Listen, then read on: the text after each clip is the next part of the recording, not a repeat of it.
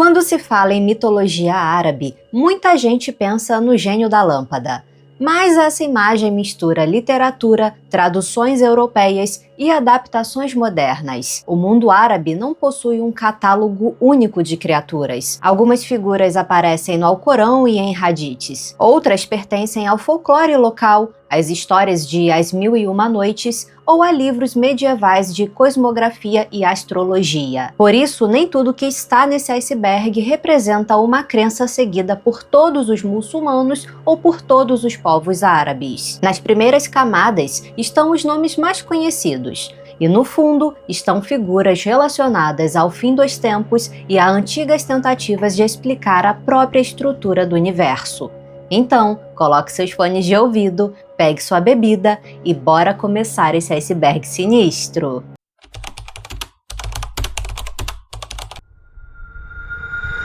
A palavra Jinn está relacionada à ideia de algo escondido, e essa é a primeira diferença entre essas entidades e os gênios das histórias infantis. Na tradição islâmica, eles não vivem necessariamente presos em lâmpadas e não existem apenas para realizar desejos. Eles vivem em um mundo paralelo à humanidade, normalmente invisível, mas capaz de agir no nosso mundo. O Alcorão afirma que os seres humanos foram criados do barro, enquanto os Jinn teriam sido criados antes deles, a partir de uma chama de fogo sem fumaça. Isso não significa, porém, que todos sejam demônios.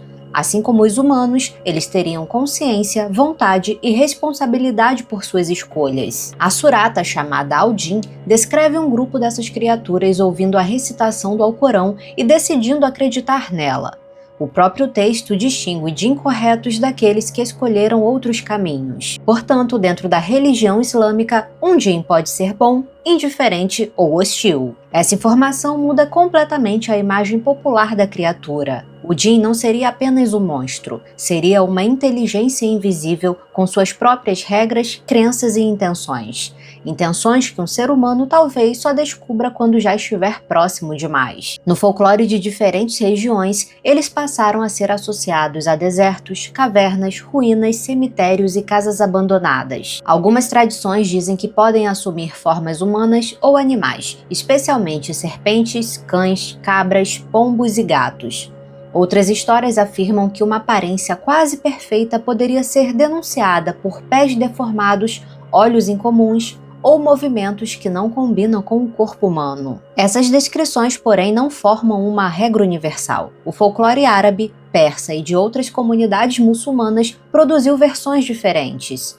Em algumas, os Jinn ajudam pessoas. Em outras, enganam viajantes, provocam doenças ou castigam quem os fere sem perceber. O Alcorão conta que alguns Jinn trabalhavam para o rei Salomão, realizando construções e outras tarefas. Quando Salomão morreu, seu corpo permaneceu apoiado em um cajado. Os Jinn continuaram trabalhando. Eles não haviam percebido que Salomão estava morto. Somente quando uma criatura da terra roeu o cajado e o corpo dele caiu, os Jinn compreenderam o que havia acontecido. Ao longo dos séculos, relatos de possessão, vozes, aparições e ataques noturnos foram interpretados como encontros com Jinn. Uma pessoa que acorda sem conseguir se mover e sente uma presença no quarto pode interpretar o episódio como uma simples paralisia do sono. Mas, em outra tradição, a mesma experiência pode ser considerada a obra de um Jinn. A figura do gênio preso em uma lâmpada é uma transformação literária muito posterior. Contos populares, traduções europeias e adaptações de histórias como As Mil e Uma Noites simplificaram criaturas complexas como os Jinns em seres mágicos que concedem desejos.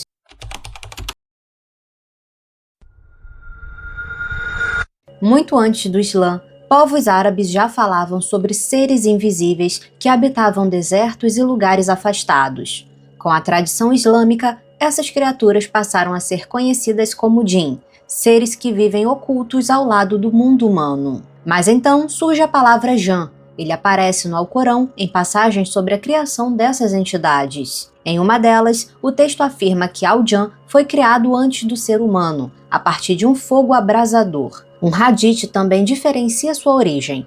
Os anjos teriam sido criados da luz, enquanto Jan do fogo e Adão do barro. Durante séculos, estudiosos tentaram entender quem era esse Jan. Para alguns intérpretes, o termo significa simplesmente a raça dos Jin.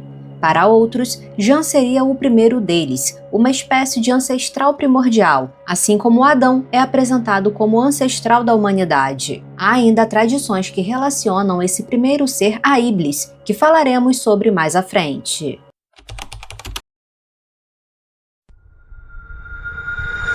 O Ifrit é um nome transformado por filmes, jogos e histórias de fantasia em sinônimo de demônio de fogo, mas cuja origem é muito mais antiga e também muito menos simples. Na história conhecida como O Pescador e o Jin, preservada em diferentes versões de As Mil e Uma Noites, o pescador encontra no mar um jarro de cobre fechado com o selo de Salomão. Quando ele rompe o lacre, uma coluna de fumaça cobre o céu e assume a forma de uma criatura colossal.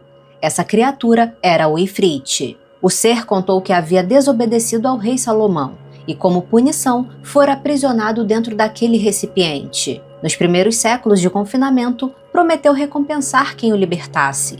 Como ninguém apareceu, a promessa se transformou em ressentimento. Quando finalmente encontrou o pescador, decidiu que seu salvador receberia apenas um privilégio: escolher a própria forma de morrer. Nada poderia salvar o pescador. Então ele decidiu desafiar o Ifrit, dizendo que não acreditava que uma criatura tão grande tivesse cabido em um jarro tão pequeno. Ofendido, o Ifrit decidiu provar. Seu corpo voltou a se desfazer em fumaça, que foi absorvida pelo recipiente. Assim que a última parte desapareceu, o pescador recolocou a tampa. A criatura que ameaçava matá-lo estava novamente presa, derrotada não por magia, mas pela inteligência de um homem comum. Essa história ajudou a popularizar a imagem do espírito aprisionado em um recipiente, mas ela pertence à literatura e ao folclore. Para encontrar a referência religiosa mais conhecida sobre o Ifrit, é preciso voltar ao Alcorão. Na Surat Al-Nan, Salomão pergunta quem poderia trazer até ele o trono da rainha de Sabá antes que ela chegasse à sua corte. Um Ifrit dentre os Jin responde que conseguiria trazer o trono antes que Salomão se levantasse de seu lugar. Ele se descreve como forte e confiável para realizar aquela tarefa. A passagem não descreve chifres, asas, pele em chamas ou uma aparência demoníaca. O que define aquela entidade é sua força e a capacidade de transportar em pouco tempo um objeto enorme por uma grande distância. Mas Salomão não aceita sua oferta. Outra figura descrita como alguém que possuía conhecimento das escrituras traz o trono em um piscar de olhos. O Ifrit era poderoso, mas não era invencível. O termo Ifrit aparece apenas uma vez diretamente no Alcorão, acompanhado da expressão dentre os Jin. Por isso, alguns estudiosos interpretam a palavra não como o nome de uma espécie separada, mas como uma designação para um Jin especialmente forte, astuto ou rebelde. Foi principalmente no folclore que os Ifrits passaram a ser tratados como uma categoria definida de espíritos perigosos. Diferentes tradições os associaram a lugares abandonados, vingança, ruínas, morte e ao mundo subterrâneo. A imagem do demônio musculoso, cercado por chamas, é, portanto, uma construção formada por séculos de literatura, traduções e adaptações. A ligação com o fogo vem da origem atribuída aos Jin, mas não existe uma aparência única e universal para o Ifrit nas fontes antigas. O Ifrit não é simplesmente um gênio que concede desejos, nem necessariamente um demônio de fogo como aparece nos jogos. Nas fontes religiosas, ele surge como uma presença poderosa dentre os Jin. Nas lendas, torna-se uma criatura vingativa que pode ser aprisionada, enganada ou enfrentada. E foi justamente essa mistura entre religião, tradição e literatura que transformou seu nome em uma das figuras mais temidas da mitologia árabe.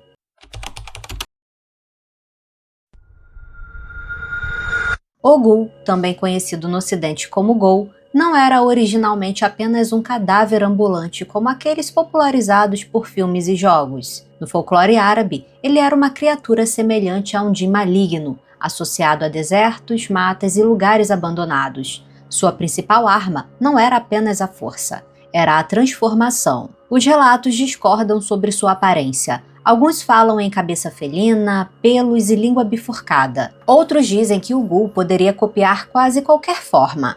mas não conseguia esconder os pés, frequentemente descritos como cascos ou patas de camelo. Também existiam manifestações masculinas e femininas. Nas tradições árabes, a criatura não costumava atacar exibindo imediatamente sua verdadeira aparência. Ela assumia formas humanas ou animais, confundia viajantes e os conduzia para longe das rotas conhecidas.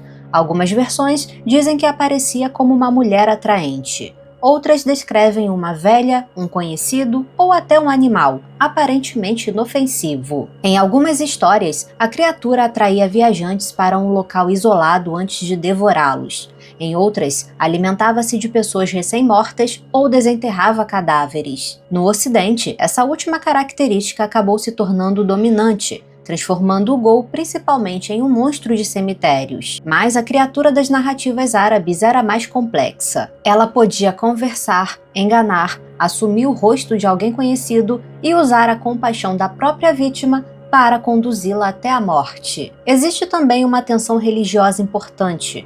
O Alcorão não descreve o Ghul como uma criatura. Em um hadith atribuído ao profeta Maomé, aparece a afirmação de que não há Ghul, acompanhada da rejeição de presságios e outras superstições. Outra versão identifica o Ghul como aquilo que matava viajantes.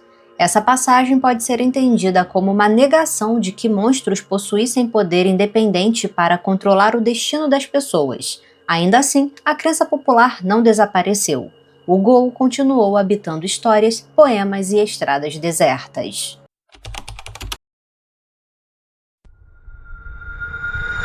No Alcorão, a palavra Marid surge associada à ideia de rebeldia.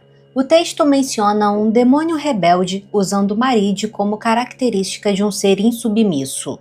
Os Marids são descritos como gênios das águas ou do mar. São considerados os mais antigos, sábios e poderosos entre todos os jins, tendo controle absoluto sobre a água e o clima. Costumam ser orgulhosos, mas são menos propensos ao mal do que os Ifrits. Em algumas versões da história do pescador contada quando falamos sobre o Ifrit, a criatura que sai do jarro é o Marid. O Marid não é apenas um djin aquático capaz de conceder desejos. Sua característica central é ser indomável.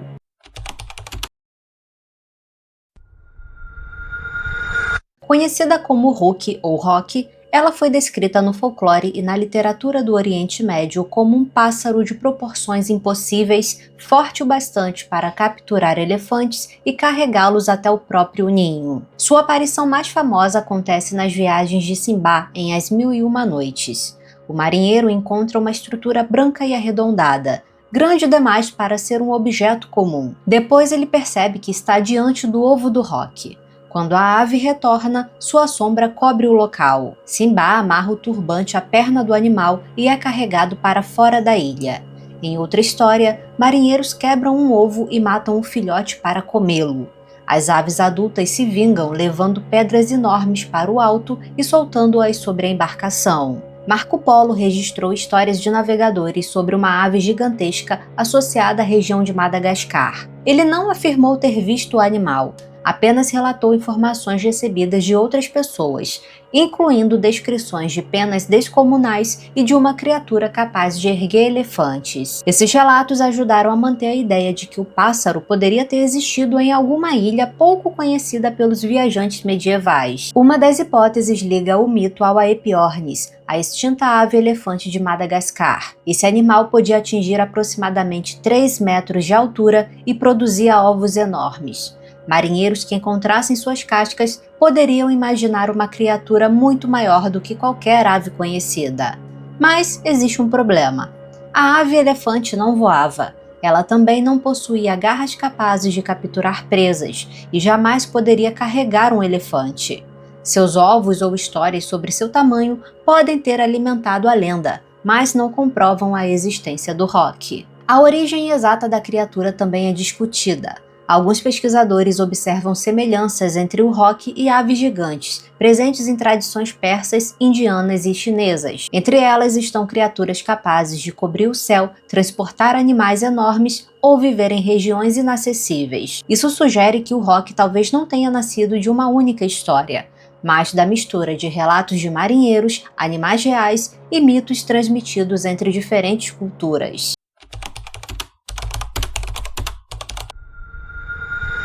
Na tradição islâmica, o Karim é um companheiro espiritual atribuído a cada ser humano. É um tipo específico de Shaitan ou de Jin rebelde. A palavra significa companheiro, associado ou alguém que permanece próximo. No Alcorão, o termo aparece em contextos diferentes e nem sempre representa uma criatura específica.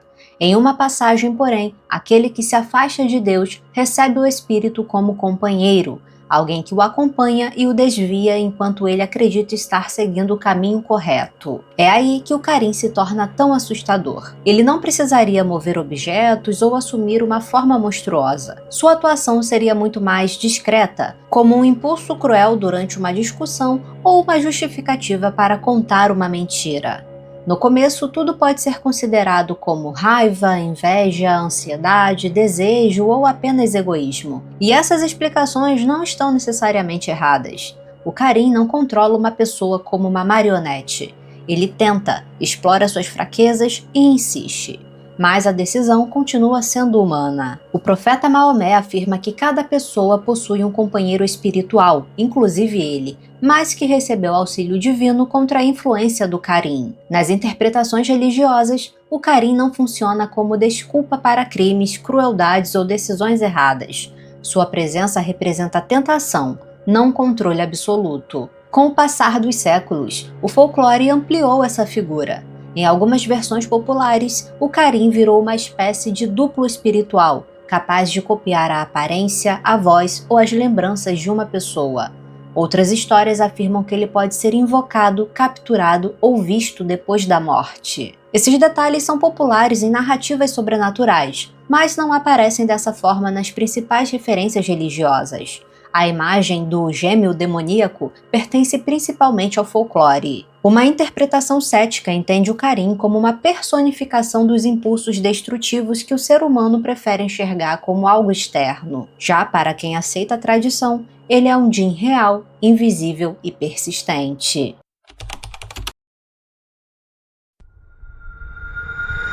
Na tradição islâmica, o Shayatin refere-se a uma classe geral de espíritos malignos ou demônios, semelhante ao conceito comum de Satanás ou diabo. Eles têm a função de incitar os humanos e os djinns ao pecado através de sussurros. A palavra Shayatin é o plural árabe de Shaitan, normalmente traduzido como demônio ou satanás, mas ela não indica exatamente uma espécie separada, com determinada aparência e poderes. No contexto islâmico, os djinn formam uma categoria de seres invisíveis dotados de escolha moral. Alguns seriam justos enquanto outros descrentes. Já Shaitan é uma designação associada à rebelião, ao engano e à condução para o mal. Por isso, nem todo djinn é um Shaitan, mas um Shaitan pode ser um djinn, e segundo o próprio Alcorão, também pode ser humano. A origem dessa ameaça está ligada a Iblis. Quando Deus ordena que os seres presentes se prostrem diante de Adão, Iblis se recusa. Embora algumas representações posteriores o tratem como um anjo caído, o Alcorão afirma que ele pertencia aos djinn. Movido pelo orgulho, Iblis desobedece e se torna o grande adversário da humanidade. Os Shayatin aparecem ligados a essa rebelião, mas eles não precisam assumir uma aparência monstruosa. Seu principal método é muito mais discreto: o sussurro. Na teologia islâmica, os Shayatin não possuem poder absoluto sobre os seres humanos. Em uma passagem do Alcorão, Satanás admite que não tinha autoridade para obrigar ninguém. Ele apenas chamou e as pessoas responderam. O Shaitan não seria um monstro que retira a responsabilidade de sua vítima. Ele oferece uma mentira, mas depende de uma decisão humana para completá-la. Os Shayatin seriam, portanto, agentes de rebelião ligados a Iblis. Alguns pertencem ao mundo dos djinn, outros podem ser pessoas que assumem a mesma função ao manipular e conduzir os demais para o erro.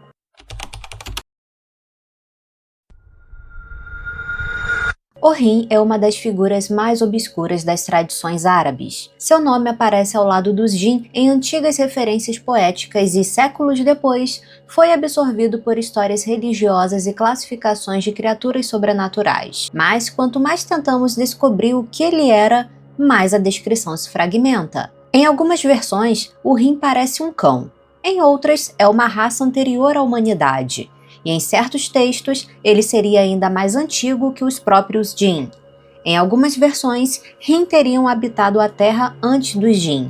Eles teriam entrado em conflito, espalhado destruição e, por fim, sido derrotados ou exterminados quando uma nova raça sobrenatural tomou seu lugar. Alguns autores antigos classificaram os Rim como seres fracos inferiores aos Jin.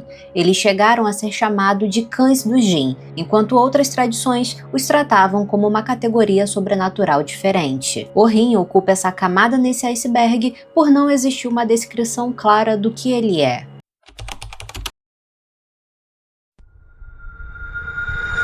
Nas antigas lendas do deserto árabe, um viajante podia ouvir uma voz transmitir um aviso. A voz parecia bem próxima, mas não havia ninguém por perto. Entre antigos povos árabes, especialmente comunidades beduínas, circulavam relatos sobre o Hatif, uma voz perfeitamente audível, cuja origem jamais podia ser encontrada. Não era necessariamente uma criatura, o Hatif era a própria voz. Nas histórias sobre o Hatif, essas vozes podiam transmitir avisos, conselhos, instruções ou mensagens proféticas aos humanos. Algumas tradições anteriores ao Islã atribuíram o fenômeno aos Jin. Em versões mais sombrias, eles usariam as vozes para atormentar alguém ou vingar a morte de outro Jin, perseguindo o responsável até levá-lo à loucura. A voz poderia surgir em regiões desertas, lugares abandonados ou perto de sepulturas. Algumas narrativas associam esses chamados aos espíritos dos mortos, que retornariam para lembrar os vivos de sua mortalidade, ou anunciar que alguém estava prestes a morrer. Curiosamente, no árabe moderno, Hatif também significa telefone.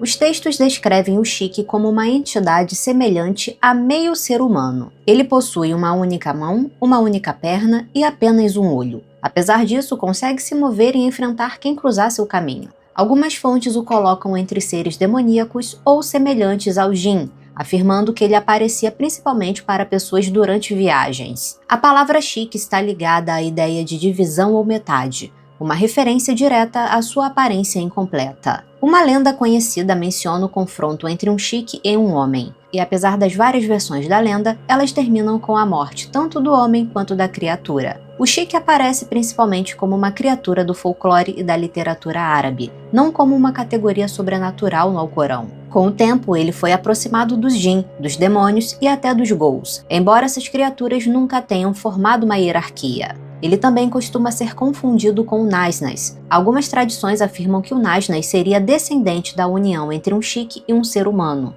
Os dois compartilham a aparência de um corpo dividido, mas não são necessariamente a mesma criatura.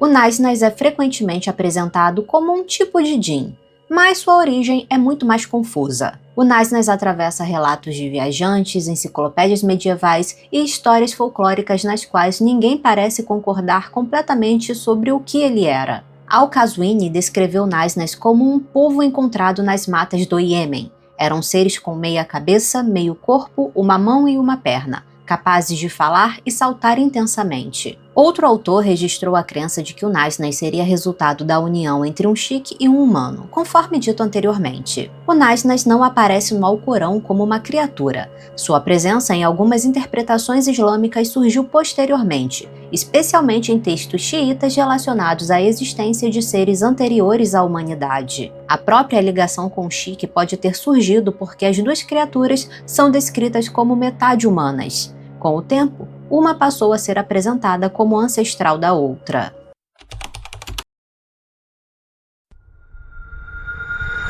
Nas histórias do mundo árabe medieval, viajantes evitavam passar por certos cemitérios durante a noite, não por medo dos mortos, mas porque alguma coisa, curvada sobre uma sepultura aberta, podia estar devorando o corpo enterrado ali. Quando aquela criatura se levantava, não parecia completamente humana nem totalmente animal.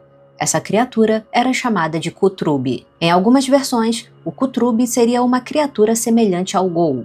Em outras, uma pessoa capaz de assumir durante a noite a forma de uma fera parecida com um lobo. Durante a noite, esse homem ou mulher assumiria uma aparência semelhante à de um lobo, embora não se transformasse exatamente nesse animal. Depois vagaria entre os túmulos em busca da carne dos mortos. Essa ligação com os mortos fez com que ele fosse confundido com o Gol. Edward William Lane, tradutor de As Mil e Uma Noites, registrou que Kutrub também poderia ser o nome dado ao Gol masculino. Outras tradições, porém, transformaram a criatura em algo semelhante a um lobisomem árabe.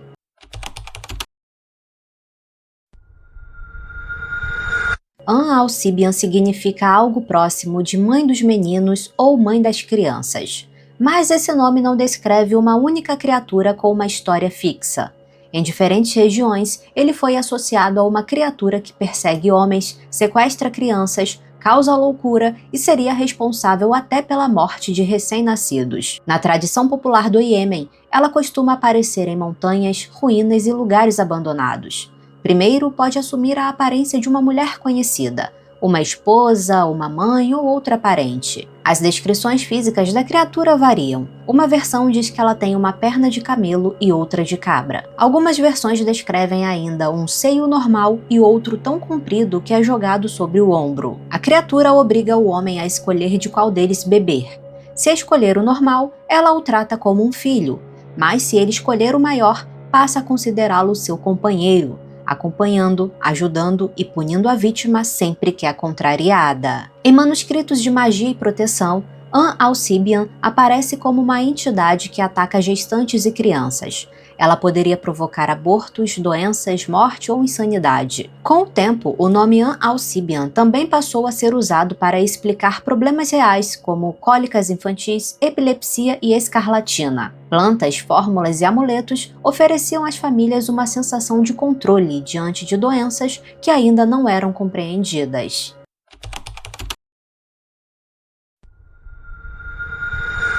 Al-Duais pertence a lendas dos Emirados Árabes Unidos e também aparece com outros nomes e detalhes em diferentes regiões do Golfo. Ela era descrita como uma djinn que surgia em caminhos isolados e lugares abandonados, quase sempre quando não havia testemunhas por perto. A lenda costuma começar com um homem voltando para casa à noite. Ele sente um aroma agradável e vê a alguns metros adiante uma mulher alta, elegante de cabelos longos.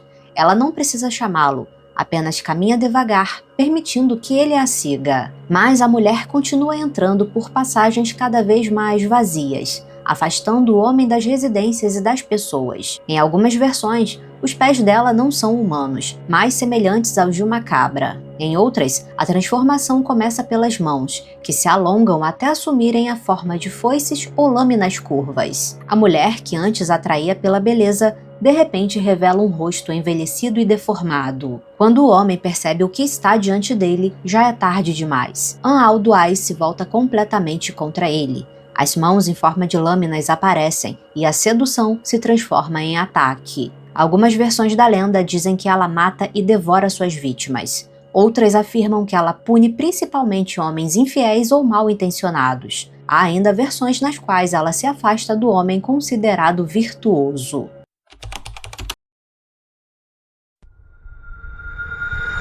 Antes do século VII, atravessar o deserto significava depender de trilhas frágeis, estrelas e histórias transmitidas entre viajantes, e perder a direção podia ser fatal. Foi nesse cenário que surgiu a figura da Sila, também chamada, conforme a grafia e a região, de Sila, Salá ou Salawá, uma entidade associada aos jinn, capaz de mudar de aparência e enganar viajantes que atravessavam lugares isolados. Diferentemente de criaturas que revelam rapidamente sua monstruosidade, ela podia se aproximar usando confiança, beleza, inteligência ou familiaridade. Algumas tradições chegam a descrevê-la seduzindo homens, casando-se com humanos e até gerando descendentes. Porém, em certas versões, sua transformação nunca era perfeita. Alguma característica animal permanecia visível, como pés de camelo ou outro detalhe incompatível com o corpo humano. Nas histórias, um viajante encontra uma mulher sozinha no deserto. Sila pede ajuda para tentar encontrar seu grupo e começa a conduzir o homem por um caminho desconhecido. O viajante esquece o caminho de volta e, quando percebe os erros no corpo de Sila, ela se torna agressiva e passa a persegui-lo. Essas histórias podiam ensinar viajantes a não abandonar rotas conhecidas, não confiar imediatamente em desconhecidos e evitar andar sozinho durante a noite. A Sila costuma ser confundida com o Gol, Isso acontece porque fontes antigas aproximavam os dois termos ou os utilizavam como sinônimos. Com o passar do tempo, a Scylla passou a ser apresentada com mais frequência como uma entidade feminina, inteligente e metamórfica, enquanto o Gol ganhou características próprias. Também é importante destacar que a Scylla não aparece diretamente no Alcorão como uma espécie oficial de Jinn.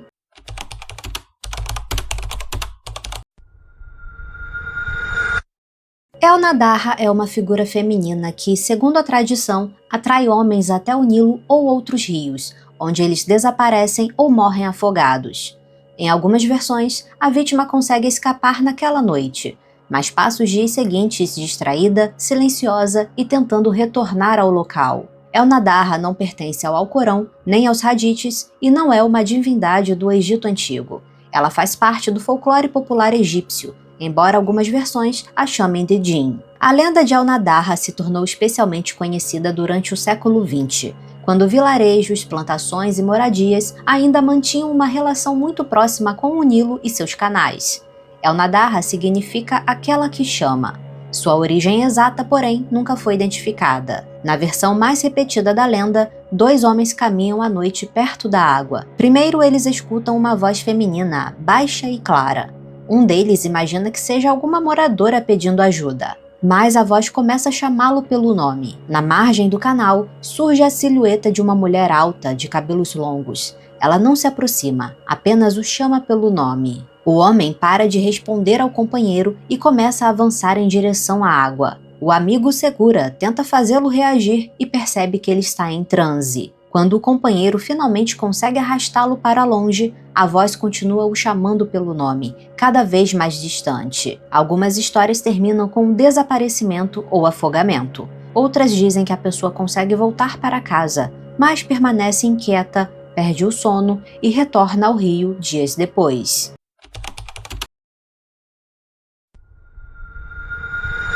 Abu Fanus é uma expressão que pode ser entendida como pai da lanterna. Para alguns é apenas uma luz distante, para outros é um djinn que caça viajantes perdidos no deserto. Nas versões mais contadas da lenda, um viajante dirige à noite, quando as estradas ficam vazias na escuridão. Então ele vê um ponto luminoso à frente. A primeira explicação parece óbvia, é outro veículo. Mas a distância nunca diminui. Quando o motorista acelera, a luz se afasta. Quando reduz a velocidade, ela parece esperar. E se ele abandona a estrada para alcançá-la, Abu Fanus recua ainda mais para dentro do deserto. Sem perceber, o viajante perde a direção e, consequentemente, combustível. Então a luz desaparece misteriosamente. Segundo o folclore, Abu Fanus pode reaparecer em outro ponto, como se cercasse o viajante. Algumas versões dizem que a luz se aproxima quando a pessoa tenta retornar. Outras afirmam que ela imita faróis ou lanternas. Abu Fanus é frequentemente relacionado aos Jinn e, em algumas interpretações, aos Ghilan, entidades associadas ao deserto que enganam viajantes.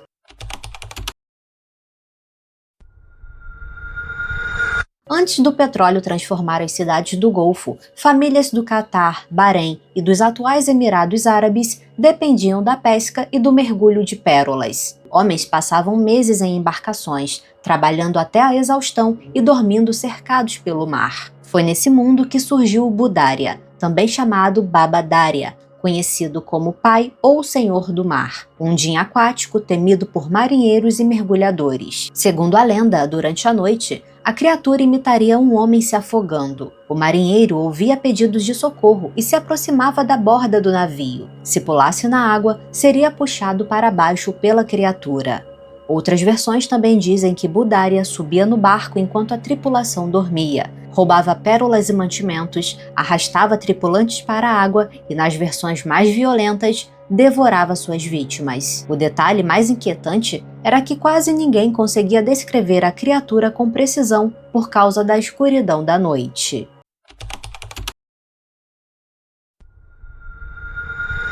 No folclore do Catar, existe uma criatura chamada de An-Romar, também conhecida como a Senhora Burro, ou Romarat al-Gwila, a jumenta do meio-dia. Descrita como uma mulher metade humana e metade burro, ela é uma figura folclórica usada para assustar crianças que desobedecem aos pais e saem de casa durante o dia. Vestida de preto, ela pode ser identificada pelo som característico de seus cascos, que causa medo e faz as crianças correrem. As origens da Senhora Burro são envoltas em mistérios, mas ela é infame por suas habilidades em enganar crianças. Ela aparece na porta de casa durante o dia, quando os pais estão descansando após uma manhã de trabalho. As crianças são orientadas a permanecerem dentro de casa por conta do calor excessivo nas ruas. É nesse momento que Anromar sai de porta em porta, à procura de uma vítima. Ela bate na porta pedindo água ou comida. Se as crianças obedecerem aos avisos dos pais e não abrirem a porta, Anromar se torna agressiva e bate na porta violentamente para assustá-las. Em algumas versões, quando ignorada, Anromar podia assumir a forma de um lagarto e subir pelas paredes. Em outras, era acompanhada por 3 cães negros. Anromar não aparecia apenas para assustar. Segundo a lenda, ela procurava crianças que desobedeciam aos pais e saíam durante as horas mais quentes do dia. Algumas versões afirmam que ela devorava as crianças.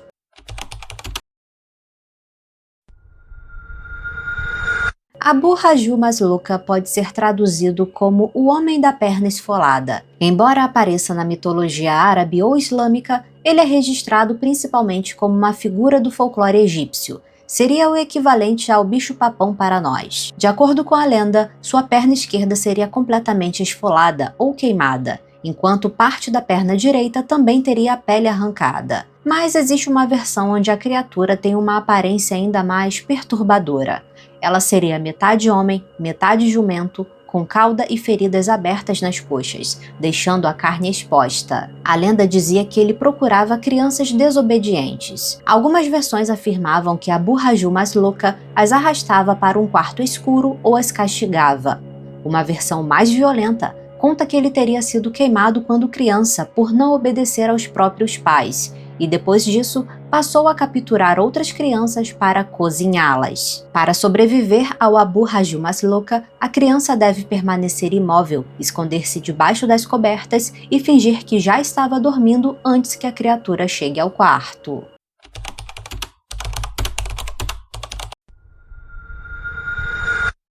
No século XIII, manuscritos do mundo islâmico mostravam a terra apoiada sobre um anjo, uma pedra preciosa e um touro colossal. Mas, na base de tudo, existia algo ainda maior. Um peixe tão imenso que os oceanos do mundo seriam insignificantes diante dele. Seu nome era Bahamut. Bahamut não surgiu originalmente como o dragão conhecido nos jogos e nas histórias modernas. Nas cosmografias árabes medievais, ele era descrito como um peixe ou uma baleia cósmica, escondida abaixo do mundo conhecido. Na obra As Maravilhas da Criação, a Terra precisava ser estabilizada. Um anjo sustentava o mundo. Sob seus pés havia uma pedra que repousava sobre um touro gigantesco.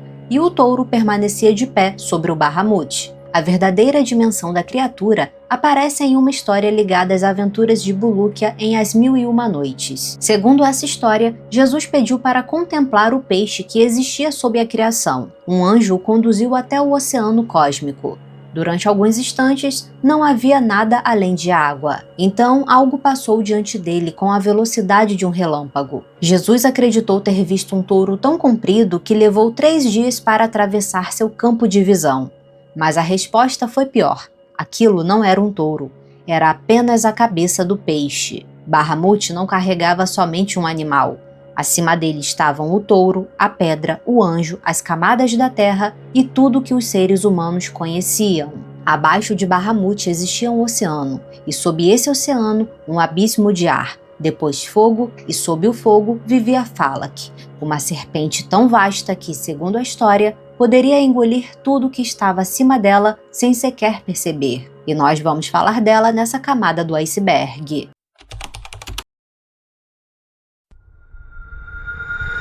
Kujata aparece em cosmografias medievais do mundo islâmico, especialmente na obra As Maravilhas da Criação, escrita no século XIII. Segundo a história, a Terra inicialmente não permanecia imóvel, ela oscilava sem encontrar apoio. Então Deus criou um anjo gigantesco para segurá-la entre as mãos e sustentá-la sobre os ombros. O problema parecia resolvido, até surgiu uma nova questão: onde o anjo pisaria? Então, sob seus pés foi colocada uma enorme rocha, descrita em algumas versões como uma pedra preciosa verde. Mas a rocha também não tinha sustentação. Foi então que surgiu Kujata. O touro recebeu a tarefa de carregar aquela enorme pedra sobre o próprio dorso. Só que sua aparência ultrapassava qualquer escala conhecida. Ele tinha 40.000 olhos, orelhas, narizes, bocas, línguas e pernas.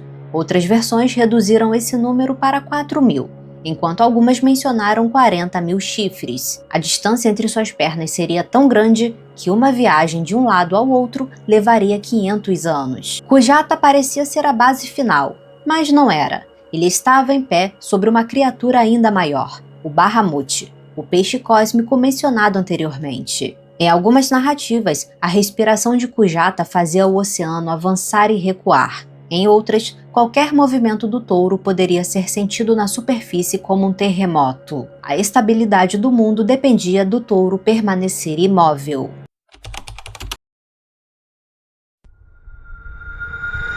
Na mitologia árabe, fala que é uma serpente cósmica colossal e resistente ao fogo, que habita o abismo mais profundo do universo. Na cosmologia tradicional influenciada pelo Islã, o universo é descrito como uma pilha vertical de reinos. Fala que reside no nível mais baixo, especificamente no sétimo inferno, nadando em fogo perpétuo. A história aparece em As Mil e Uma Noites, dentro das aventuras de Bulukia. Ele era um viajante em busca do profeta Maomé, atravessando mares e territórios impossíveis, enquanto tentava compreender os segredos da criação. Em determinado momento, Bulukia encontrou um anjo ligado à estrutura que sustentava o mundo. Acima do anjo estavam a terra e os céus, e abaixo, Kujata e Bahamut. Bulukia perguntou ao anjo o que existia debaixo do mar. O anjo respondeu que primeiro havia um imenso abismo de ar. Embaixo do ar havia fogo, e abaixo do fogo havia o Falak. Falak permanecia no ponto mais baixo daquela cosmologia,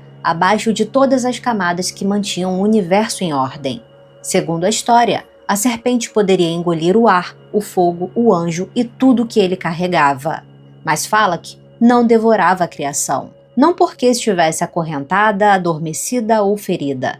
A única coisa que a impedia era seu temor diante do poder de Deus. Na história, Deus ordenou que Falak abrisse a boca e colocou o próprio inferno dentro dela. A serpente deveria guardá-lo até o dia da ressurreição, quando suas portas seriam abertas e faíscas maiores que montanhas seriam libertadas.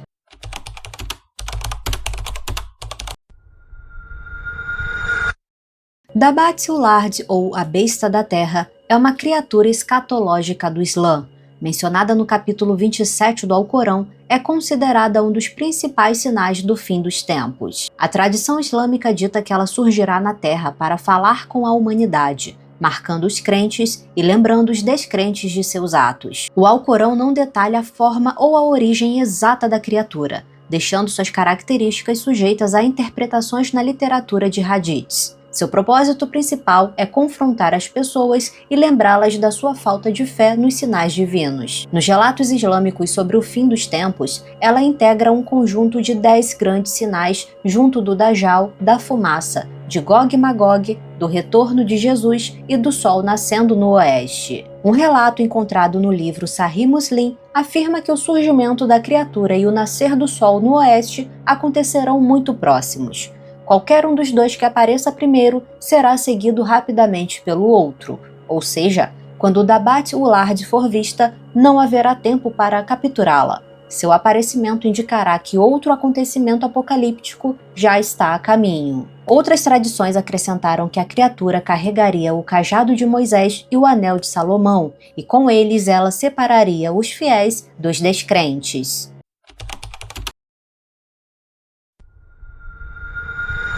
Depois de um mês à deriva, 30 marinheiros desembarcaram numa ilha desconhecida ao pôr do sol. Ali, encontraram uma criatura tão coberta de pelos que não conseguiam distinguir seu rosto das costas. Ela se apresentou como Al-Jassasa e os conduziu até um homem gigantesco acorrentado dentro de um mosteiro. O relato teria acontecido no século VII e foi contado por Tamim al-Dari, um homem que havia sido cristão antes de aceitar o islamismo. Segundo o livro Sahih Muslim, ele viajava pelo mar com 30 homens das tribos de Lakhan e Judã, quando uma tempestade desviou a embarcação durante um mês inteiro. Sem referências e sem saber aonde estavam, eles finalmente encontraram uma ilha. Os homens entraram em pequenos barcos e seguiram até a costa. Foi então que a criatura apareceu. Al-Jassasa possuía uma quantidade tão grande de pelos que seu corpo parecia não ter frente nem costas. Ela falava, mas não explicou o que era. Apenas ordenou que os viajantes procurassem um homem que os aguardava em um edifício parecido com um mosteiro. Talvez fosse uma pessoa deformada ou um animal desconhecido, mas a própria tripulação suspeitou que pudesse estar diante de algo demoníaco.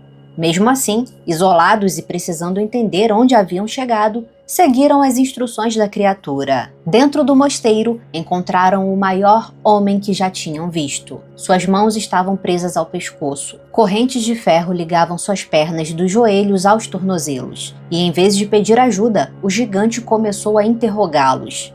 Queria saber se as palmeiras de Baizan ainda davam frutos, se o lago de Tiberíades ainda possuía água, se a fonte de Zugar ainda irrigava plantações. Depois perguntou sobre um profeta que havia deixado Meca e se estabelecido em Medina. Quando os viajantes responderam, finalmente o prisioneiro revelou sua identidade. Ele afirmou ser o Dajjal, o falso messias da escatologia islâmica. Disse que aguardava permissão para sair e que quando isso acontecesse, atravessaria todas as cidades durante 40 noites, exceto Meca e Medina, protegida por anjos. A criatura peluda não era o verdadeiro prisioneiro naquela ilha. Ela parecia ser a mensageira de Dajjal, aquela que encontrava visitantes e os levava até ele. Tamim conseguiu retornar e contou sobre um encontro ao profeta Maomé. Al-Jassasa não aparece no Alcorão. Ela pertence ao chamado Hadith de Al-Jassasa, registrado no Sahih Muslim. Seu nome está ligado à ideia de investigar ou espionar, o que combina com seu papel de conduzir informações e visitantes ao Dajjal.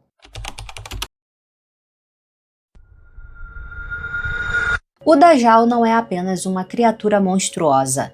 Ele é descrito como um homem cego de um olho com a palavra incrédulo marcada entre os olhos. Seu verdadeiro poder seria a mentira. O Dajjal é a figura do falso Messias ou anticristo na escatologia islâmica. Considerado o maior enganador da história, sua chegada é um dos grandes sinais do fim dos tempos, período em que ele se passará pelo Messias para desviar a humanidade. Ele apresentaria algo semelhante ao paraíso e ao inferno, mas aquilo que chamasse de paraíso seria, na verdade, destruição. Sua provação duraria 40 dias. Ele produziria chuva, colheitas e acontecimentos interpretados como milagres, convencendo multidões de que controlava a própria realidade.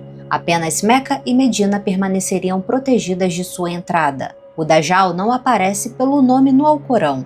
Sua história vem principalmente dos hadiths e ocupa um papel central na escatologia islâmica. Para muitos muçulmanos, ele será um indivíduo real que surgirá antes do juízo final. Outras interpretações enxergam sua imagem como um símbolo do engano, da corrupção espiritual e do poder usado para enganar. O desfecho da história afirma que Jesus, chamado Isa no Islã, retornará, perseguirá o Dajjal e o matará no portão de Lud.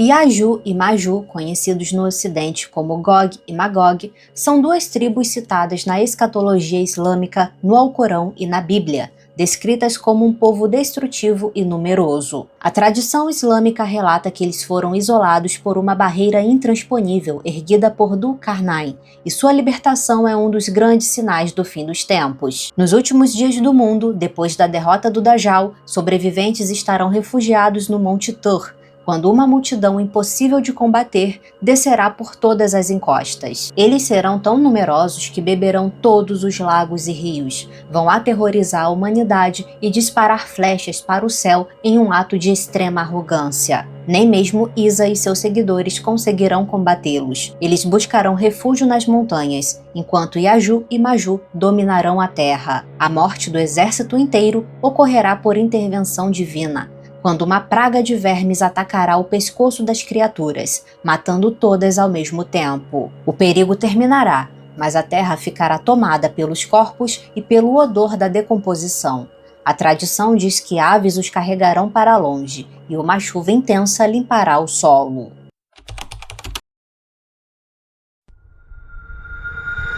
Segundo o Alcorão, no instante em que Adão foi criado, todos receberam uma ordem: prostrar-se diante dele. Todos obedeceram, exceto Iblis, e aquela única recusa não terminou apenas com uma expulsão. Ela teria iniciado uma guerra silenciosa contra toda a humanidade. Quando foi questionado, ele revelou o motivo. Iblis se considerava superior. Ele havia sido criado do fogo e Adão do barro. Para Iblis, curvar-se diante de uma criatura feita de matéria aparentemente inferior era inaceitável. Sua queda não teria começado por ignorância, mas por orgulho. Como consequência, Iblis foi afastado e condenado. Porém, em vez de pedir perdão, ele fez um pedido diferente. Ele queria tempo. Pediu que sua punição fosse adiada até o dia da ressurreição, e o pedido foi concedido. Foi então que sua verdadeira intenção apareceu. Iblis prometeu perseguir os descendentes de Adão, tornando o erro atraente e desviando todos aqueles que conseguisse alcançar. Ele não pretendia destruir a humanidade com força física. Pretendia fazê-la escolher a própria queda através de decisões erradas. Mas havia um porém. Os virtuosos não estariam sob seu domínio. Iblis poderia sugerir, provocar e enganar, não obrigar. Iblis costuma ser comparado ao diabo cristão, mas as tradições não são idênticas. A confusão sobre ele ser um anjo caído surge porque a ordem foi dirigida aos anjos e Iblis aparece entre eles. Porém, o próprio Alcorão afirma que ele pertencia aos Jinn. Na Surata An-Nas, o mal aparece como um sussurrador que atua no interior humano. Isso transforma Iblis em algo mais assustador do que um monstro visível. Ele representa a sugestão que se esconde atrás do orgulho, da inveja e da mentira.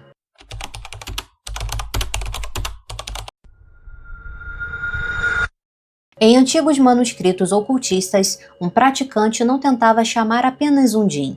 Diante dele existiam 7 nomes, 7 dias e 7 forças invisíveis, e escolher o nome errado significava pedir algo a outro soberano. Os 7 reis dos Jinns são entidades poderosas do folclore e da demonologia islâmica, associados aos dias da semana, planetas e elementos. Eles governam grandes hostes de espíritos e frequentemente aparecem em textos mágicos e grimórios, como Shams al-Marif e o Kitab al-Burhan. Nesses textos, o mundo invisível era organizado como uma corte. Cada rei estaria ligado a um dia da semana e, consequentemente, a um dos 7 astros conhecidos pela astrologia antiga. A versão mais conhecida dessa lista de reis começa com Al-Mudhib, associado ao domingo e ao sol. Depois vem Murrah, ligado à segunda-feira e à lua. Al-Amar governa a terça e Marte. Barkan aparece na quarta sob Mercúrio. Shamurish é associado à quinta e a Júpiter. Na sexta surge Al-Abiad, embora algumas versões coloquem Abu-Nu em seu lugar, ligado a Vênus. Por fim, Maimun governa o sábado e Saturno. Muitos dos reis Jinns e seus generais foram aprisionados pelo rei Salomão, que usou um anel mágico para aprisionar os espíritos rebeldes e malignos em lâmpadas, cavernas e no fundo do oceano. De acordo com textos de magia, nos dias que antecedem o fim do mundo, essas prisões místicas serão quebradas. Os grandes exércitos invisíveis governados por reis como Maimun e Al-Amar emergirão para espalhar o caos, enganar a humanidade e testar a fé dos vivos antes do apocalipse. O Dajjal usará ativamente o poder dos Jinns para enganar a humanidade. Os reis e tribos de Jinns que escolheram o caminho da rebeldia e da magia negra se colocarão sob comando do Dajjal. Eles usarão suas habilidades de metamorfose para assumir a forma de parentes mortos das pessoas, persuadindo os humanos de que o Dajjal é realmente Deus e acelerando a corrupção total da Terra. Quando o anjo Israfel tocar a primeira trombeta do Apocalipse, toda a vida senciente no universo morrerá instantaneamente. E embora os reis Jinn vivam por milhares de anos, eles são mortais. Al-Mudhib, Al-Abiad, Al-Amar, Barkan, Shamuresh, Zal-Bahar e Maimun cairão mortos no mesmo segundo, e seus reinos invisíveis serão completamente desintegrados junto com as estrelas e planetas que eles governam. Ao som da segunda trombeta, toda a criação é ressuscitada para o dia do julgamento. Os 7 reis Jins e seus bilhões de súditos serão arrancados de suas cinzas espirituais e forçados a se apresentar diante do trono divino, sem poder usar magias ou disfarces. Os reis Jins benevolentes como Shamuresh e Al-Abiad serão absolvidos. Eles e seus súditos fiéis entrarão no paraíso, vivendo a paz eterna. Já os reis associados à destruição, corrupção e alta feitiçaria, especialmente Maimun e Al-Amar, serão condenados por liderar a humanidade ao erro. Suas coroas serão destruídas e eles se tornarão literalmente o combustível do fogo do inferno, queimando eternamente junto com os demônios, os Shayatin. Agora, na sua opinião, qual criatura desse iceberg é a mais perturbadora e qual delas deveria ganhar um vídeo completo? Comenta aqui embaixo. Esse foi o vídeo de hoje, espero que tenham gostado desse formato, então deixa o like, comenta e compartilha que isso ajuda muito o canal. E se quiser e puder apoiar o canal, faça parte do clube de membros para ter acesso a vídeos exclusivos e ter seu nome exibido aqui na tela. Muito obrigada por assistir e até o próximo Caso Sinistro.